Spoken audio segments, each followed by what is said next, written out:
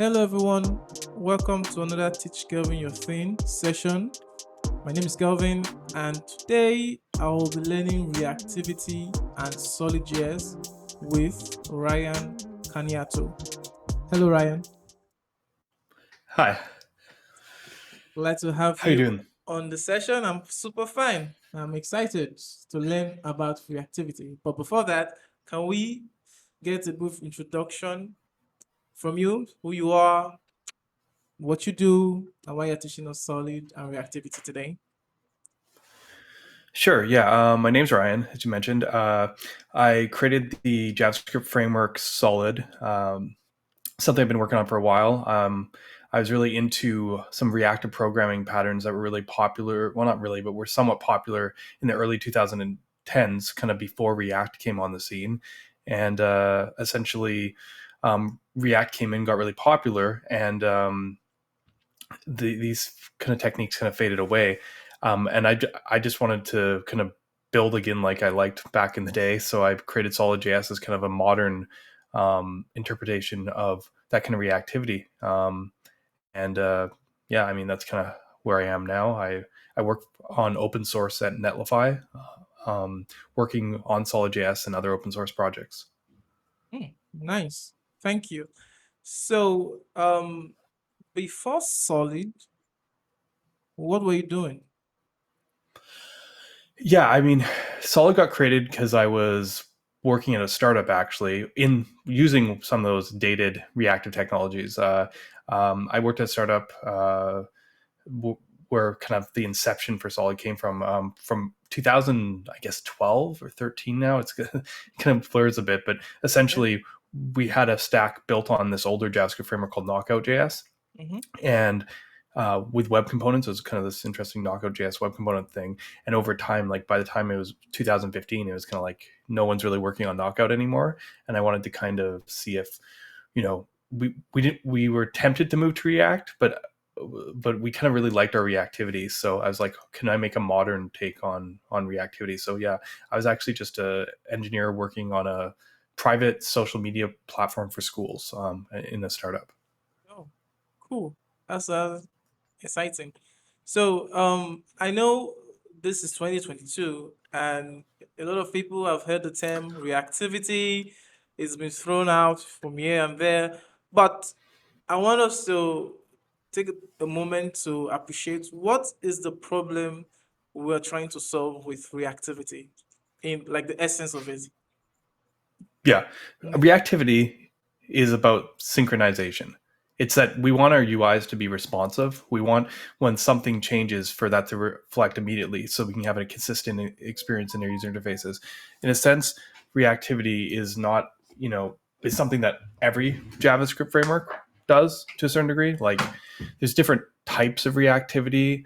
I talk often about something called fine grained reactivity, which is kind of the system that's independent of rendering, but in a certain sense, you could say like React or basically any UI framework is reactive because you, you know, interact with the page, press a button, do something, and those changes are consistently updated in front of you, Mhm. and they're responsive and they're quick. Okay, nice. So, I think from what you're saying that we came to the issue of needing to synchronize our UI because we're building web apps on the web.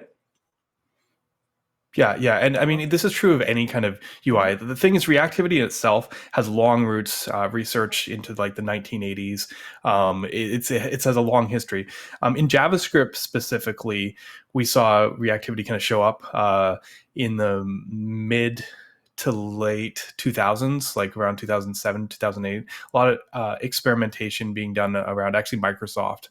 And two primary approaches kind of came out of there, in at least in JavaScript land. RX, which is some people Mhm. see called like RxJS, Mhm. but there's also RX Java, RX.NET, all of those, which is Mhm. about these streams. Yeah. And then there's Fine Grain, which also Knockout, the creator of Knockout actually works for Microsoft, and that's the kind of reactivity that I tend to teach and show people, uh, because basically we have this ambition, obviously, to make stuff synchronized, but there's different ways we can model that problem. Essentially, there's different Okay. approaches we can take. Mm-hmm. uh, I know it's such a vague explanation, and for me it's easier to like kind of scope in from that one generic thing and just talk about reactivity as I know it, the fine grained style.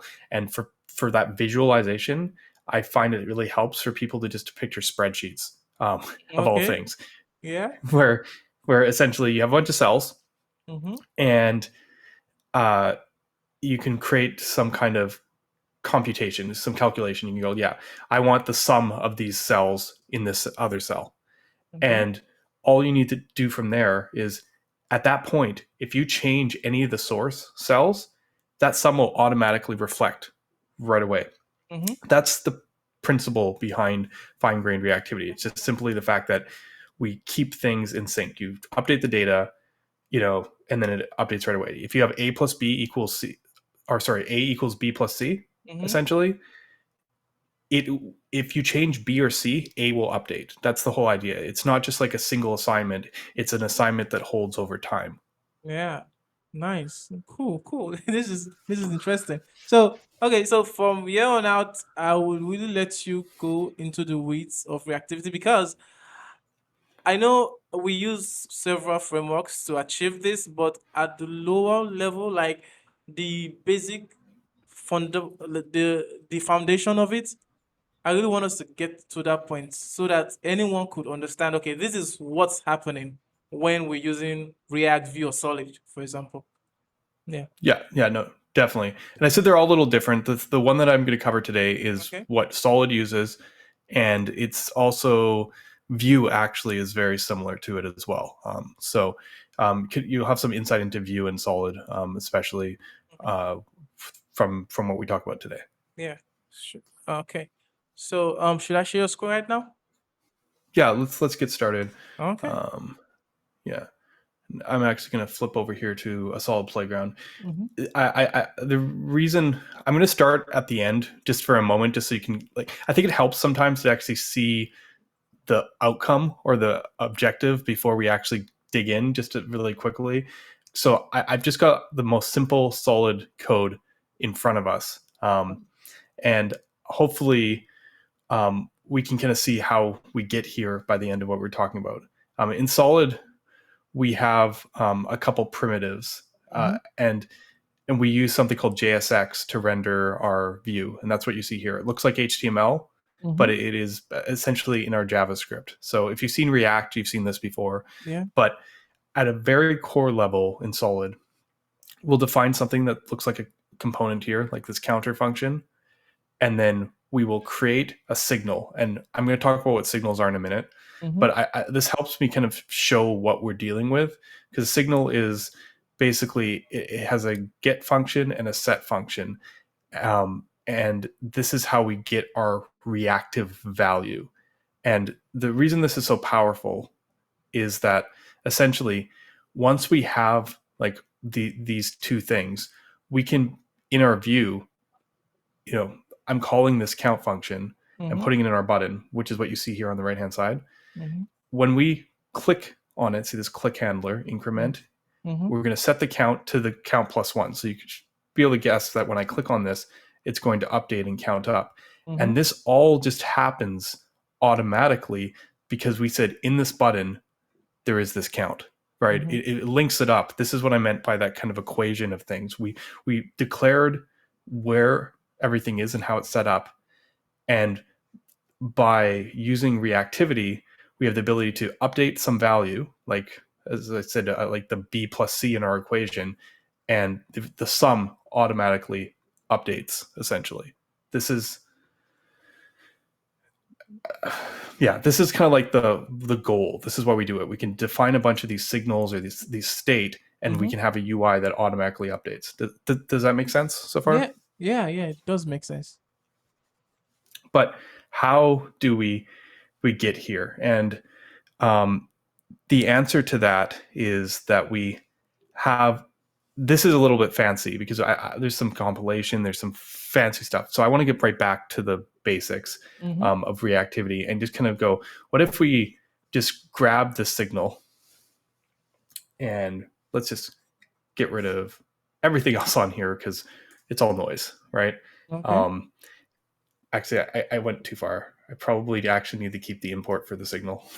Okay. But let's pretend signal is kind of like a promise. It's just this primitive. It's this like basic object that you're going to be dealing with. The whole idea with reactivity is you're dealing with like these basic, almost like promise like primitives. They're just one special little object that does something special for you. And all a signal is oh, I'm going to console log right here so we can see what we got here. But when we call signal count, we're going to see this zero down the console. I don't know if this is too small. Yeah, Let's see if I can blow. it's actually perfect. I could see it. Yeah. Yeah. Yeah. Okay. So this isn't too interesting, but what we can do, obviously, as I mentioned, it's just a getter setter pair. So if I go set the count to 4 now, when I console log it, it's 4. And if I kind of do this, Mm-hmm. it's 0, then I change it, it's 4. So this is just a simple container that holds a value. That that's what you have to know. We need this because we need the ability to, we can't just use a value because there's some special stuff that I'm going to show you that happens here because we need to know when things change. And the easiest way to intercept in JavaScript when something changes is wrap it in a function. And I'll show how that works in a minute. But the reason we do all this is I'm going to introduce one more primitive called create effect. And what create effect does, I expect this to look a little bit like magic to people right now until I Mm-hmm. explain how it works. But want to I just want to show that what create effect does is if we inside this zone, inside this function, read from a signal, I call it as a function, um, we have the ability to run this function again whenever this value changes. Okay. So in this case, I have a count and a set count. There's 0. And I've created this effect that console logs whenever the count changes. So what ends up happening is it runs once and we see 0. And then when I set it to 4, it actually runs it again and we see it log 4. In fact, I can do it again and you'll see 048.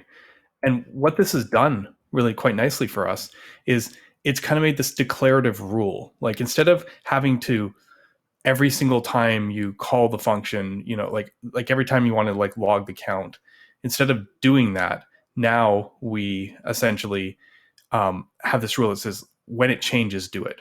Okay. This kind of removes the mental burden. Pretend like I'm using a count here, but it could be anything. We could say like let's make it name and set name. So let's put a string in here and we'll make the name John. Okay, Mm-hmm. and we're gonna greet our friend John, right? Mm-hmm. Hi, hi John, right? Yeah. But if we now when we change the name to Mary, we Mm. now say hi John, hi Mary. Essentially, what this does is it separates the kind of updating logic and rules from what we're doing in our app. As I used a counter because it was easy because it shows a button. But obviously, for stuff like you can also do stuff like, as I said, text or whatever. Essentially, we have this ability now to set these rules. We can create multiple signals, right? We Mm-hmm. can we can also make the greeting dynamic. Let's go greet, set greet, and I said hi, right? And now instead of here, we can go Yeah. Um, greet and the set quit. I think you're missing a T. yes, thank you. Yeah. Yeah, Yeah. Sure. I right. So here I just changed the name Mm-hmm. from John to Mary. Still says hi. But if I just change set greet to yo, now it's hi John, hi Mary, yo Mary. So essentially, this is what I was talking about, like the spreadsheet. We create some kind of calculation here, and whenever our inputs change, it just automatically reruns again. And this is powerful because it's not just about console logging, Mm-hmm. right? We could do something. like create, I don't know, I'm going to make a H1 element, document create element. This is DOM APIs, like Yeah. underlying vanilla JavaScript DOM APIs. Instead of doing this, we could be like, okay, I want by H1, I want the text content of it to equal, um, uh, let's see how I want to do this. I guess I'll just use a template string, but Yeah. I want it to equal something like this, right? Mm-hmm. And now we're not seeing anything because I haven't attached this to the DOM, but let's attach it to the DOM. Let's put document dot body dot append. Can we append our H1? Okay, so I'm not doing something right because Yeah. I'm missing a dollar sign. Okay. So sorry, let's refresh this. And we jump straight to Yo Mary because it updates so fast that we didn't Yeah. get a chance to see. But just like just so you know, um, I'm sorry, I'm not clearing it. There's like no nice HMR here, so that's why when you're not seeing it. So I'm just showing you though when I say like set Mary and then I set this just happens so fast. You can also set timeout, right? Because that way we can actually see the difference between the change. So here I'm going to have like John's name, right, initially, and then I'm going to set the timeout for 1 second. Mm-hmm.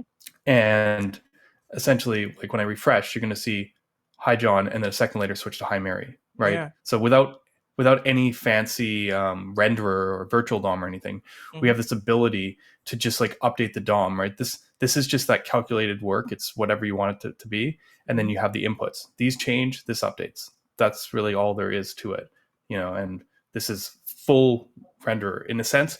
This is all Solid's JSX that I was talking about earlier compiles to. But what makes it even more powerful is you can compose and these kind of values. I can take something like this. Let's say I want to uppercase the name for some reason. Mm-hmm. And essentially, I can just write a function around name to uppercase it and just replace it in here. And now we actually see the name uppercased. Like this ability to track and update automatically transcends even even just the signals themselves. Anything wrapped in a function that reads from a signal um, does this, and the reason for that is this is a runtime mechanism. This is not any fancy compiler. You're probably wondering yourself a bit like, how does this even work? This seems kind of magical that everything Yeah. just automatically updates. And I think that maybe the easiest way to do that would be for us to just kind of look at how we could possibly build a reactive system ourselves. Like, what's the trick here? It's not actually as difficult as one might expect, right? I'm Mm-hmm. importing these primitives from SolidJS, but this this is actually only a few lines of code. I mean, it's more than a few, but we can get a reactive system, pretty straightforward without doing, a ton of stuff. So I'm actually gonna um, maybe just comment this out for a minute, Mm-hmm. drag it down to the bottom here. We'll get back here, right? Yeah. And you might be going, okay, well, okay, so I have a signal and it has some kind of value, right? Mm-hmm.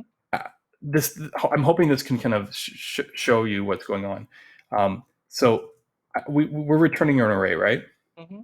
And in this array we have that ability to read a signal and write a signal, right? Yeah. So I'm going to just define these, right? I'm going to say const read equals I'm going to turn off TypeScript because it's complaining at me. Read a value. It's a function that reads the value. Mm-hmm. And then const write equals, I guess this is going to be the new value. And we're going to say value equals new value. Okay. This is at the core what a signal is. And um, just, so that we can now, create signal again. Let's do our, what was it? John. Mm-hmm. and const const name set name. Okay. We're basically I'm just setting this up right now so that like it'll be easy to get back almost to where we were. But if we console log name, we see John. Unsurprisingly, this is not a And if I set name, I'm going all the way back to our first example again. Mm-hmm. But if I set name to Mary, uh, we're going to obviously see Mary too. So this is all a signal is on the surface. Of course, this doesn't have any of the magic yet. So I'm going to kind of build this out a little bit more so we can actually see how this magic works. And the first thing we're going to need in our signal is we're going to need a list of subscriptions. Because what reactivity is about under the hood is actually it's like an event emitter. If you've heard of that term, it's a Yeah. node. It's essentially it's a set of subscriptions, right? And we need to know some stuff. And I'm going to define something out here right now. I'm going to call it context, which is some just global object that has um, an array. And we're not going to worry about it too much just yet. But the idea here is we're going to need to update our read and write functions a little bit. We're going to need to be able to still return a value when we read, but now we have to go, okay, when someone reads my signal, I need to know to subscribe it. And the way we can do that is we can kind of go, okay, well, is there an observer? And hopefully, and we're gonna actually look at context and see if anyone's listening. The trick to this all is that there's a global stack that listens. So essentially, what I'm doing here is I'm grabbing the observer and then I'm going like, if there is an observer, well, I'm going to subscribe it to my subscription list. So I'm going to pass it the observer and I'm going to pass the subscriptions. Um, so I haven't defined what subscribe is yet, but I will do that in a minute. But this is the basic part. Now, whenever we read, we go, "Hey, is there someone listening? If there is, add them to our list to know that they should be notified whenever I change." On the right side, um, we still want to set the next value, right? But now, when we do this, I'm going to use a for each subscription of subscriptions. Um, Basically, whenever we write the value, we have to tell everyone who subscribed that you updated. So Yeah. we're going to take our subscription and we're going to execute it. And again, I need to fill in the blanks, so to speak. Yeah. But The const this is yeah. Thank constant. you. Yeah. Yeah, Okay. this is fine. Subscription. Oh yeah, why didn't I not put an S on this? Subscriptions. Perfect. Okay. And actually, I need to clone this because I don't want to create infinite loops, but we'll get into that later. But essentially, we just iterate. I'm basically turning the set into a list or into an array, iterating over that array, and executing any subscriptions. So on the read side, we add the subscribers if someone's listening. On the write side, we execute them. And right now, I can just like stub out subscribe function, I guess. Subscribe. And if all went good, our example hasn't changed yet, um, but it still works. But the reason we're doing all of this is because we want to create that other primitive, the effect. We want it to auto update, and um, the effect actually takes about similar amount of code. Really, actually, I'm going to call it create effect, and correct effect passes in that function. If you remember here, it passes in a function that will listen. So we're going to create our effect and essentially, ultimately, we're going to have this execute function. And I guess I'll const execute. This is what I was referring to over here. Mm-hmm. So I'm going to define that function, and it's going to be like it's got a few steps in it. But the most important step is it pushes itself onto the stack. And you might be going, well, what is myself? I'm just gonna call this an observer for now. Um, and then we're gonna do a try catch. This is just in case stuff goes terribly wrong. It's This is the thing you got to remember is when you're doing effects, this is end user code. They can do terrible terrible things in Yeah. here. So we're gonna we're gonna try catch it because we want to make sure. Actually, we're gonna try finally it. We don't actually need to catch it now that I think about it. We just need to make sure that like when everything's said and done, we clean up after ourselves because we have to pop ourselves. So what I'm doing here is I've created a stack. Mm-hmm. Um, right? There's this context up here. It's an array. So every time an effect runs, it pushes itself on. And then when it's done running, it pops itself off. And this is important so that when we read, we can find it. We're like, what's the closest thing? Like if there's a big stack on there, we only care about the thing nearest to us, which is the end of the list Mm-hmm. or at the top of the stack, so to Yeah. speak. So this is kind of the setup. And then in here, we have to run our function. So the only thing that we're missing now is we need to figure out what this observer is that I'm talking about here. Mm-hmm. And I'm going to define the observer as I'm going to do it as an object right now. Like this is so we can expand stuff out if we need to.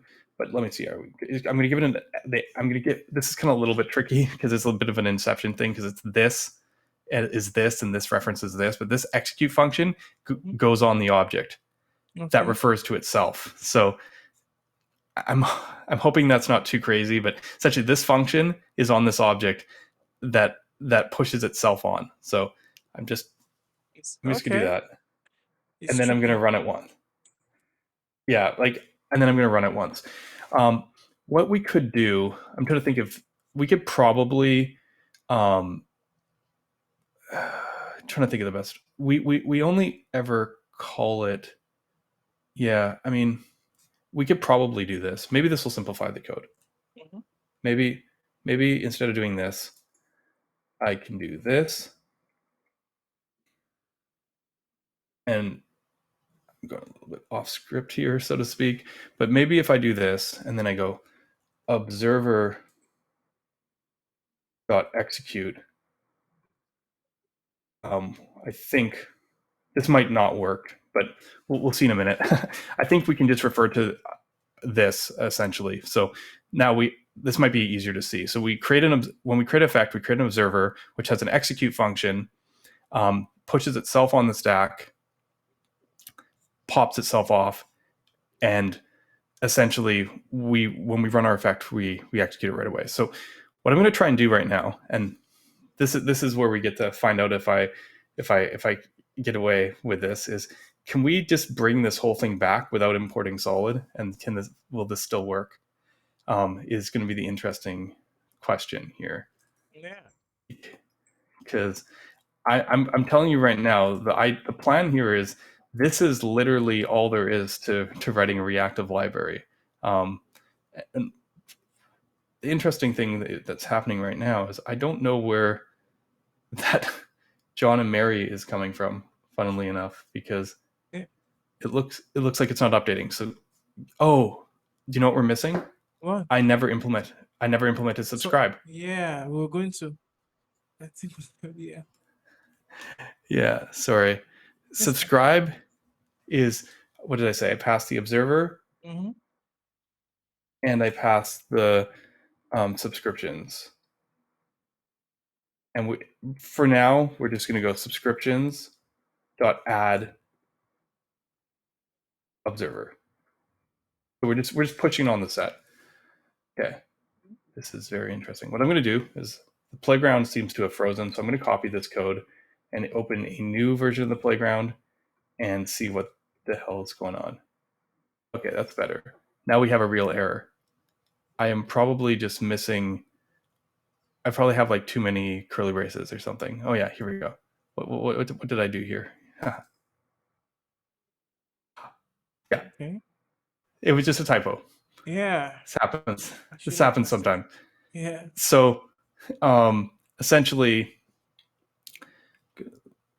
what we have here is, sorry, refresh, our working example, Mm. where John switches to Mary. And let's, you haven't said very much. I don't know if you have any questions so far, because I kind of just went very quickly through this No. whole thing. But I Um. wanted to Okay. kind of just show you that with, what is this, 37 lines of code, we Mm-hmm. have a very, very simple reactive system. Okay. Because Cool. once you have this, you can, as I said, it's auto tracking. You can put whatever variables you want in here. You can, and basically have it update. This is basically the core of fine grained reactivity. Wow. Magic. Okay. Except, hopefully, it's not magic. Well, no, no. I think I get it. So we are using an observer and a subscription model. Yes. Yeah. So and we have a subscribe method or function that would we will use to subscribe and observe values that are Yeah. changing over time. Yeah, I think I kind of get it. But one quick question. Why are we Yeah. using sets instead of an array for the subscriptions? Yeah, this was just to make it easier. Like, what Okay. happens if someone reads the same signal multiple times? Like, I don't know why, but they're just like, let's, like, I have uppercase here. Let's say we added name as well. This lack of, like, no framework module freeloading is gonna bug me. Just give me a second. Let's get rid of that. Text content equals empty string. Okay, now it will stop doing that. See, what I've done here now is I've actually subscribed to the same thing twice, Okay. because we did uppercase, which calls name, and Mm-hmm. we did name directly. And by essentially using a set, I'm just deduping it, because you can only add the same unique value to a set once. Yeah. It just means that when we iterate over it, we only notify once, right? Okay. Because, like, it's basically, I mean, to be fair, you're right, the subscribers themselves, there's only a single, like in this example, there's only a single subscriber. Mm-hmm. But yeah, it mostly just makes it easier for you to do thing, like we can create more effects, Okay. combinations of different things, can make more DOM elements. So yeah, it was mostly, I was just doing it for deduping cases. Yeah. Funnily enough, in solids internals, I don't actually dedupe, um, Oh, but this is actually just it was the simplest way of kind of showing that off. Um, nice. Okay. I get it. so I mean, the thing is, the reason I'm showing the DOM nodes is for something like SolidJS, this is actually all we basically do. We just have you write your reactive code, and then we compile our JSX into this. Like, essentially, once you have this, some, like this, we're in Solid's playground, so we can use this to our advantage. But we can change this H1 into an H1, and I can change this H2 into an H2, and the compiler just makes real DOM nodes. Mm-hmm. So, and actually, if we're gonna do the same thing here, we could take essentially this. I'll leave out that. I'm just going to put this here, and then I'm going to get rid of the dollar signs, because JSX doesn't have dollar signs. Yeah. But what you're going to see is now we don't need this effect anymore, because the compiler just compiles those instructions to that. So essentially, we've taken something like this, and I'll get rid of the H2 effect. We'll just put, I don't know, we'll just put name in here, just to,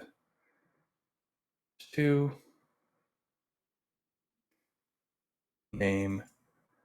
And now, hopefully, everything still works. looks like I might have. Looks like I might have actually messed with our. When did it stop working? Think we Okay. still need the effect.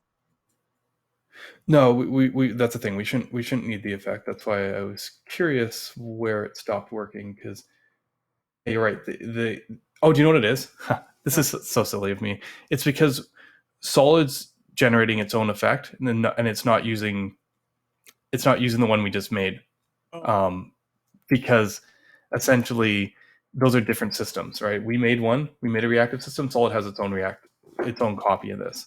wow. So if Yeah, I sorry, silly demo it's fine. bug, but you can kind of see now that all that kind of DOM code that we have basically just gets converted into JSX. This is kind of unique about Solid's renderer. Other reactive libraries still use a vDOM, but in Solid, I could show you. It basically, actually, let's do something a little bit more obvious here. Yeah, because we're only seeing insert.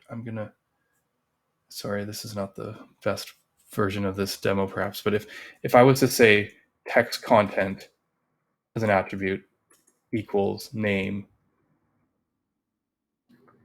um, it's basically the same as setting the children. But if I did that directly, what you're going to see in here is an effect that sets the text content. Essentially, this is just a DOM node to the name. It's basically the code that we hand wrote ourselves a minute ago. Is all Mm-hmm. that Solid generates from its compilation.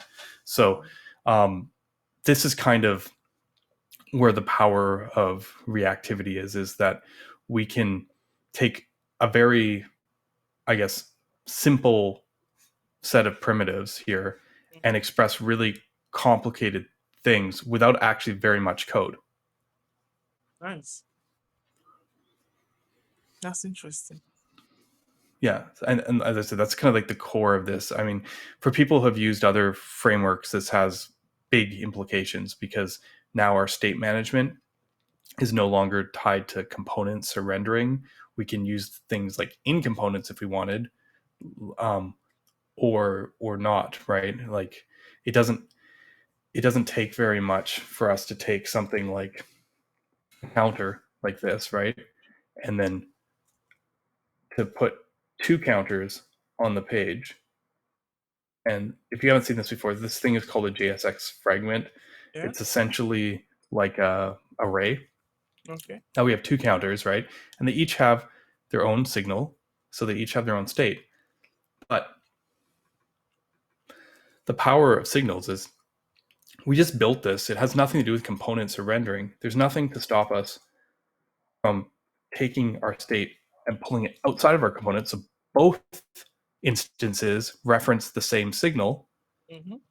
And now we have global state. It doesn't matter which button you press, they share the same state. Wow. So this is basically how reactivity scales both to like local updates to Mm-hmm. global updates. And what's really cool is by not tying it to the component, or like it's essentially only this little bit of text that actually updates, right? If I console log in here and say like hello, you know, what you're going to see is it's going to log twice because we made two counters, but every time we click it,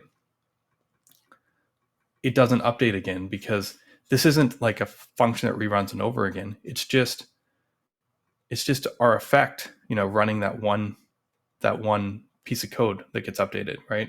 It's Yeah. just that, it's just effect set the new data, update the text.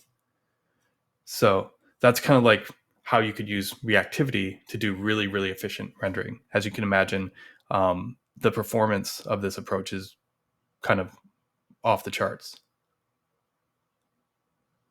Nice. So, quick question, because Yeah. I think there's there are some frameworks that still use the vDOM. And I think the whole gist of using the vDOM was it was expensive to mutate the DOM in place every time we make a change, right? So the Yes. vDOM is just this abstraction out of it. Then we'll mutate the vDOM, then later on apply it to the DOM. But with your approach right now, what changed? Why is I think we are currently diffing the DOM directly, right? But it's Yeah. Yeah. faster. So what changed? Yeah. It's because like in a VDOM conceptually, you're rerunning a full component. You're just like every time you update any state, and I have to bring this back in to kind of make it feel more like a VDOM. Like Okay. every time you rerun this whole thing, so you update the state, set the new count, rerun it. And if you think about it, if these are real buttons, Mm-hmm. every time you reran it, it'd be really expensive.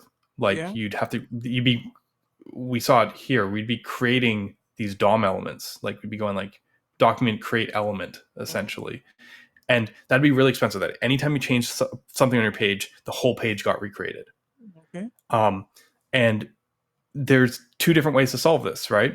One way to solve it is what React did, which was like, okay, we are going to let you pretend like we're going to recreate the whole page, but we're going to make it virtual DOM, and then we'll diff it and tell you, and only to update the things that change. So even though you write it like it's going to update the whole page, um, we're only going to actually change the things that change afterwards. But the thing is, with React's approach or a virtual DOM approach, you're still recreating like from where the change is downwards. You're still like recreating huge portions of the page. It's you're not using the DOM to do it. So like their assumption was like, look, it sucks to kind of go in and have to like like to redo all this stuff. We're not going to use a real DOM, the so that we can avoid that cost. The difference with Solid is the components render once. So instead of having a mental model where everything re-renders, we have a mental model where only the things that change, and we can know about that from the subscriptions. We know that, hey, this piece, this text node in this button subscribes to when count changes. So in that sense,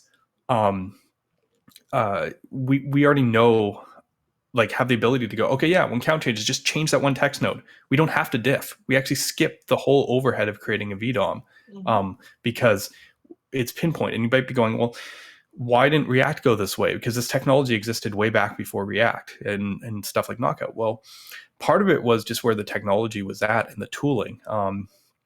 Essentially, like having all these subscriptions can be expensive. There's memory involved, right? If you're like making a whole bunch of events, and sometimes it's just cheaper to make a bunch of objects. But the kind of key thing that's kind of come up over the last few years is just like using compilers to do smarter stuff. Okay. So like it's also kind of tedious. Like if you pictured like to write a function that runs over and over again, it's very easy. You just kind of write it and you're just like, okay, I'm done, right? But Yeah. picture if you had to go in, and I mean, I could go back a few steps here, but picture if you had to like write all the effects yourself, you know. Um, yeah, I mean, I went a little too far. Yeah, there we go.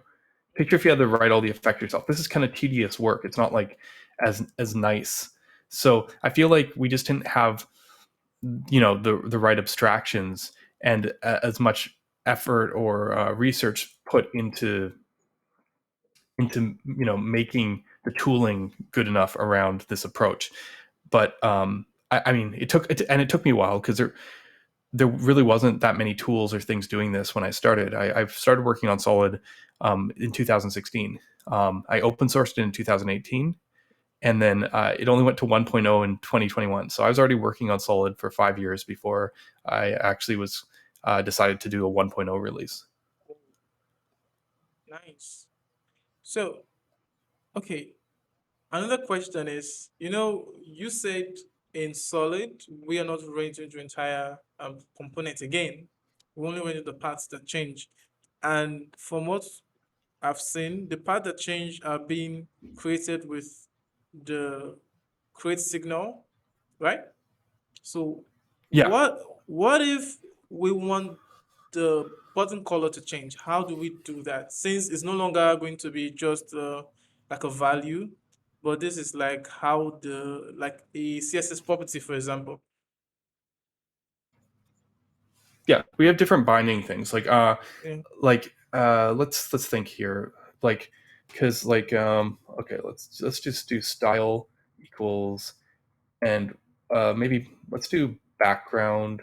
Sorry, I always forget the JSX. Sometimes I forget the second things, the second params, because we're doing an object here.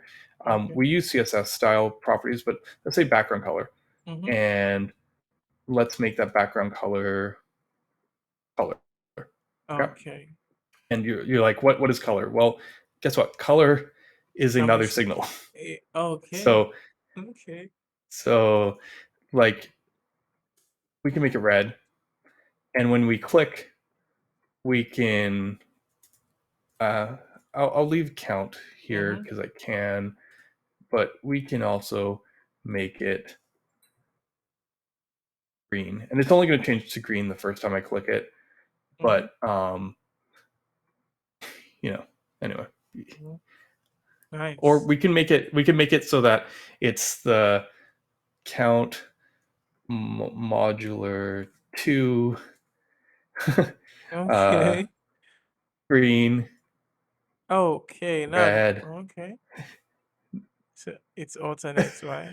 Yeah. Yeah, Okay. Nice trick.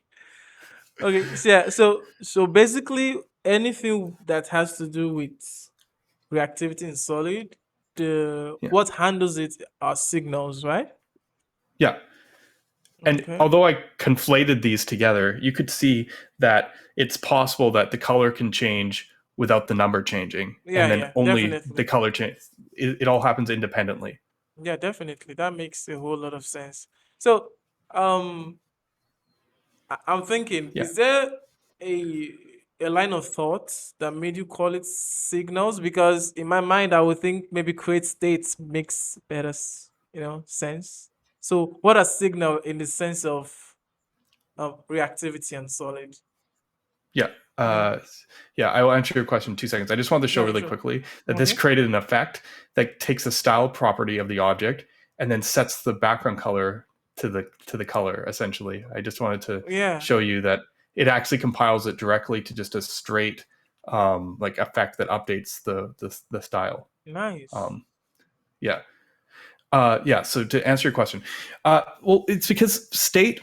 First of all, Mm-hmm. React's already kind of had the kind of stamp on that. And when you have tuples like this in React, it's not a function. I wanted to very clearly distinguish that this is not just a value. Like in React, count is just 5. You don't call it as a function. I needed to Yeah. indicate that this is a different primitive. In fact, it's something you can pass around. Like it is a function. Like if you remember our uppercase example I had Mm-hmm. earlier, I Yeah. was passing around a function. I just was like, and that makes it very different.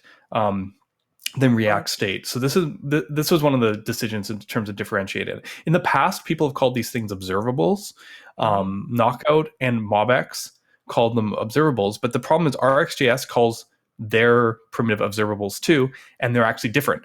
In Rx, they have something called behavior subjects, which are actually closer to what these signals are, and their observables and Knockout and MobX's observables are completely different things. Mm-hmm. So I wanted to try and find a term that I could distinguish the differentiate from RX, like the other types of reactivity, Yeah. and that it's not React state. It's not state. And signals was a term that actually had been used by one of the libraries that I was inspired by, SJS, and it was also used by Elm in the early days for their reactive atoms. And once I saw both of them, I was like, okay, I'm going to use the term signal. It's unique and distinguishing enough. And Vue ended up calling their version ref, which Yeah. is interesting. But Ref and Preact and reactive. yeah, Preact and Quick are going with the signals name. It looks like. Um, I think we needed a generic term to differentiate it from observables. Although ironically, Mm-hmm. I would almost say that they should be switched in a sense because, like, I don't know. To me, ob- observables in Rx are streams, and signals in these fine grained libraries actually own their own values. There's something where you can like ask and go, "What's my value?" It's not just a stream. It feels like the names are almost, I don't know. Yeah. It feels like the names are kind of backwards, but this is one of those things where I can't change what Mm-hmm. years of of other libraries have been doing have done. So signals it is, and it seems like it's catching on. Yeah, it is.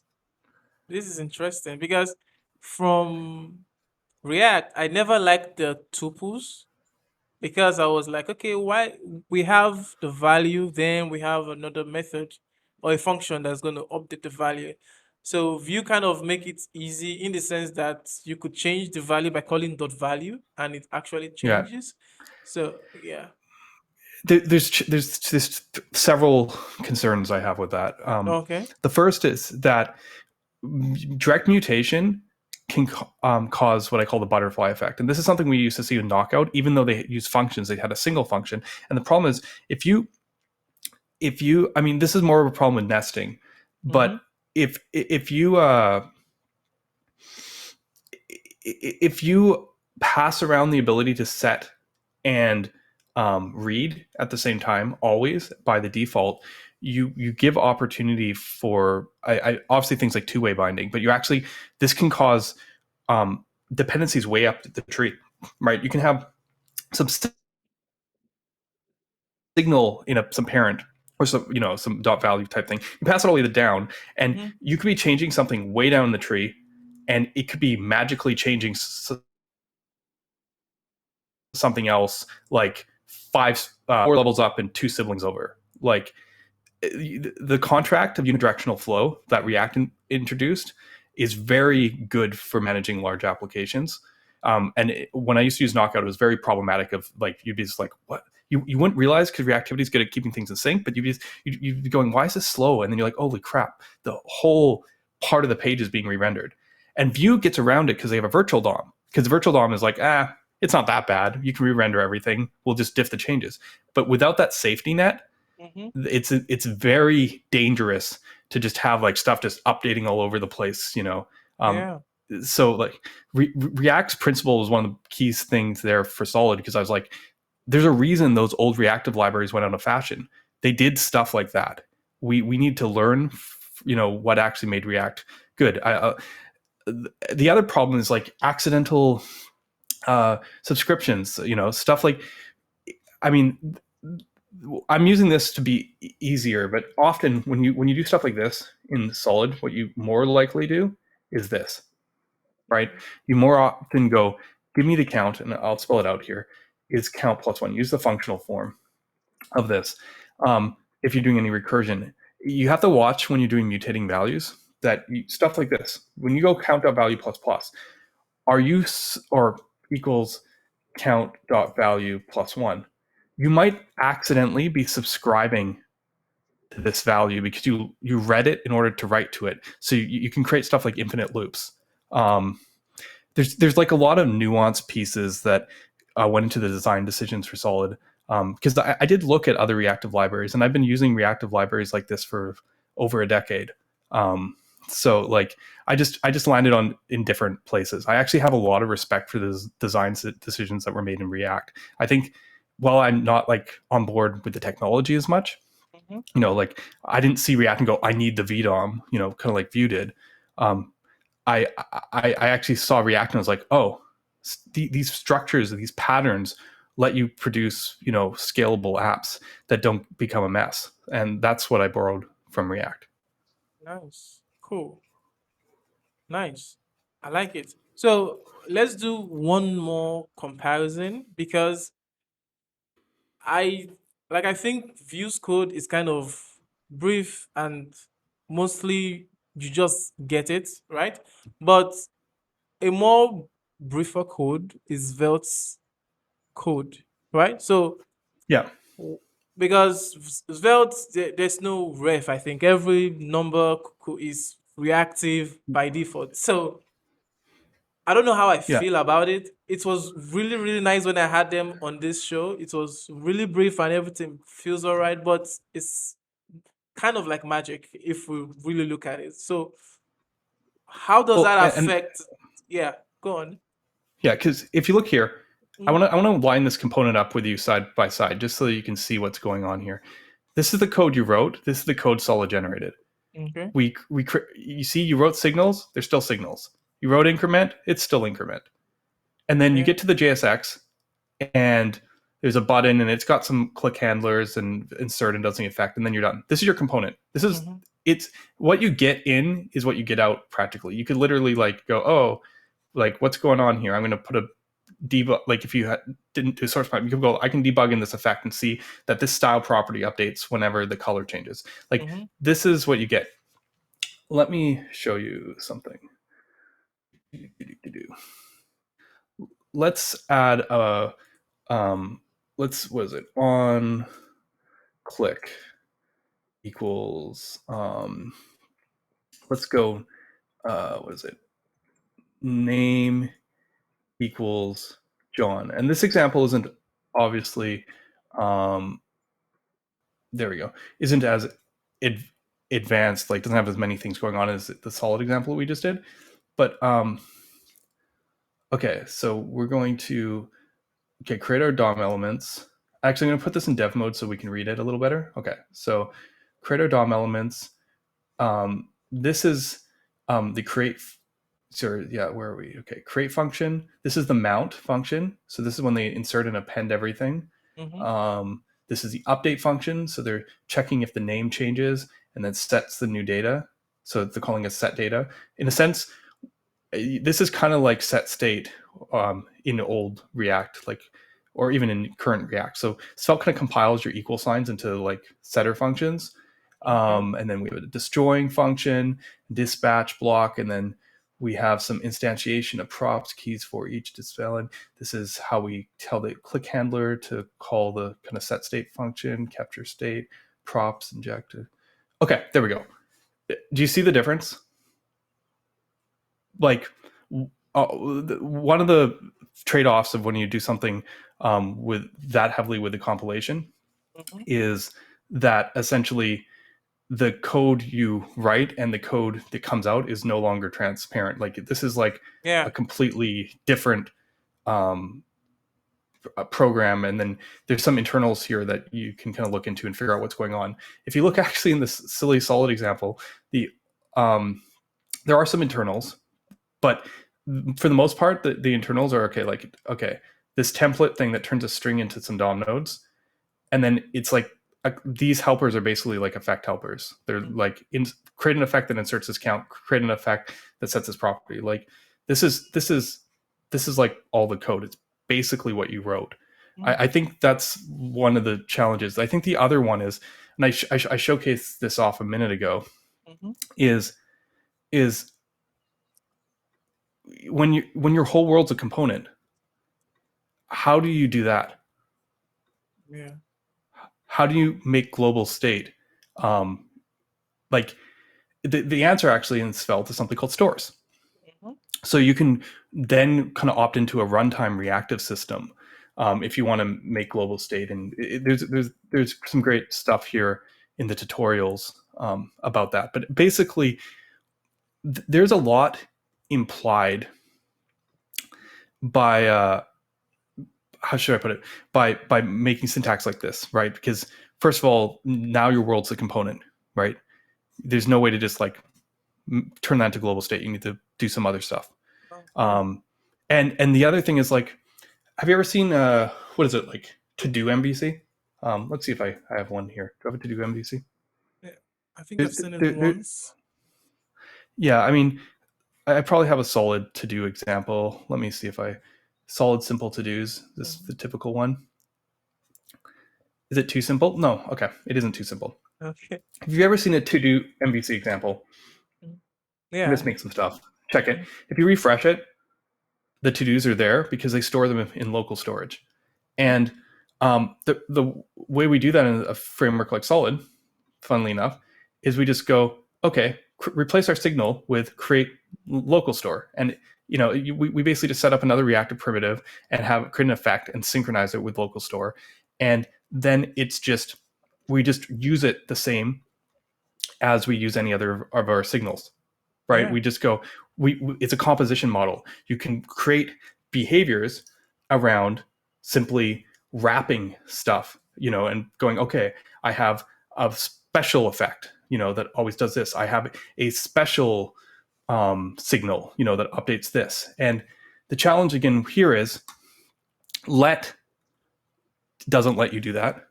Dollar sign doesn't let you do that. This is why I love React, because you can make all these hooks. If you go very far on the compiler path and you don't have cross-file compilation, you don't really get hooks. So you don't have those kind of composition patterns. It's a very interesting trade-off. And React is actually working on a compiler right now to do Svelte-like compilation. And I'm very interested to see where they land on this, because composition for React is very, very important, like it is for Solids. So there are different types of solutions here, but when you go for the tersest possible syntax, probably it's much harder to have considerations around composition as well. Okay. That makes a whole lot of sense. So I think because Vue, um, React, Svelte, they are kind of their whole world is a component. So we have things like Vuex, MobX for React, and all those state management just to solve the issue of global states, because there is no way to abstract out the state from the component, right? Yeah, yeah. Yeah. The thing they have in common is that it's a component model. Yeah, Yeah. Oh, I see. Interesting. yeah, yeah. Like Vue's reactivity could be used independent of the component model, but they promote these days actually Pinya, a new state management library for them. So there are some interesting philosophy thoughts on that too, because technically Vue could also focus on it. But for us, this was like the bread and butter.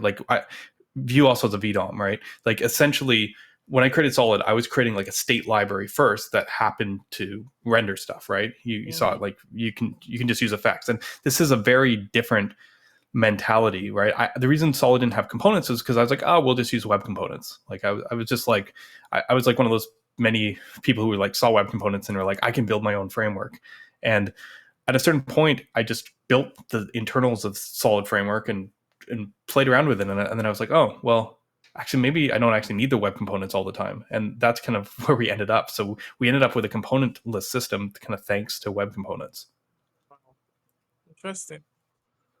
Wow, these, like, I think my mind has been exposed more to what is reactivity, like at the core level, and I feel um like, just like you said, is the same problem but different solutions and different trade-offs, right? So yeah, so I feel with Solid, we are sort of not having to have too much, should I say, magic code, in the sense that what I see on the left hand side is almost the same thing as what I see on the right hand side. So you can read it. Yeah. So yeah. So that makes a whole lot of sense. Yeah, I mean, Okay.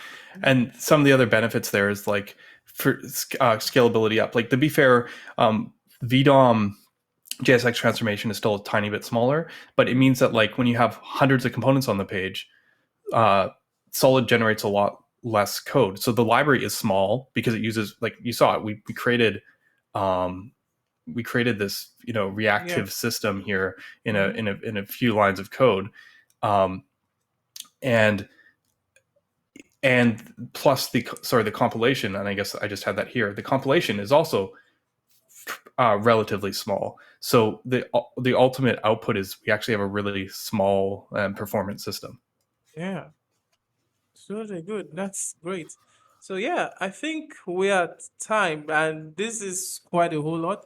Do you have any other thing you want to touch on before we go? Um, no, I mean this is the core here. It's always an interesting choice to try and I realize it's a little heavy at first to kind of teach people by it's like showing them the fundamentals, because in a sense now you understand like how the framework works, like how Mhm. the you could build it from scratch, so Yeah. to speak.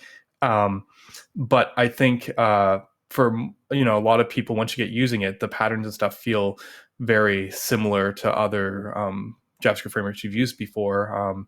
So from that perspective, there's I suggest going to solidjs.com, check it out. There's great tutorials. Mm-hmm. There's also a lot of great resources here in the ecosystem. You see different packages, libraries. You might have seen things like, TanStack Query or AgGrid or, Material UI and stuff like that. There's a lot of component systems. So, and even right now, we just did this week. We've been working towards this beta release of Solid Start, which is like our next JS or Remix or Svelte Oh, kit okay. equivalent. So you can definitely check that out. And it's still working through beta. There's stuff, but this is a really interesting thing to also check out. Yeah, definitely. Like I've seen your work on it, and I'm really excited. Maybe once it's out or when you're ready, we could dive into it and just build something with it. Yeah, Yeah. definitely. This wasn't very much a build with solid stream. This was Yeah, like this is hardcore internals, and I like it. So it's not truly aimed at the beginner sort of, but if you really want to know how these frameworks work, this is the video for it because you get to have this high level understanding of it all. S- well, yeah, Yeah, yeah, no, for sure. yeah, sure. So thank you. So do you have anything you want to plug? Where can we reach out to you if we have questions? Yeah, Reactivity, solid, yeah. yeah. I mean, I've got a great set of articles on Dev2 and Medium, but Okay. generally, the easiest way to actually get a hold of me is like all the links are down here. I'm on Discord all the time. Mm-hmm. Find me on Twitter at Ryan Carniato. Mm-hmm. Um, or at solid_js. Okay. And yeah, honestly, I just point people to the Discord, which you Mm-hmm. can get the link right down here. Yeah. So So yeah, I would add those links to the description of the video when it's out. So thank you so much. yeah, thank you. This has been a lot of fun.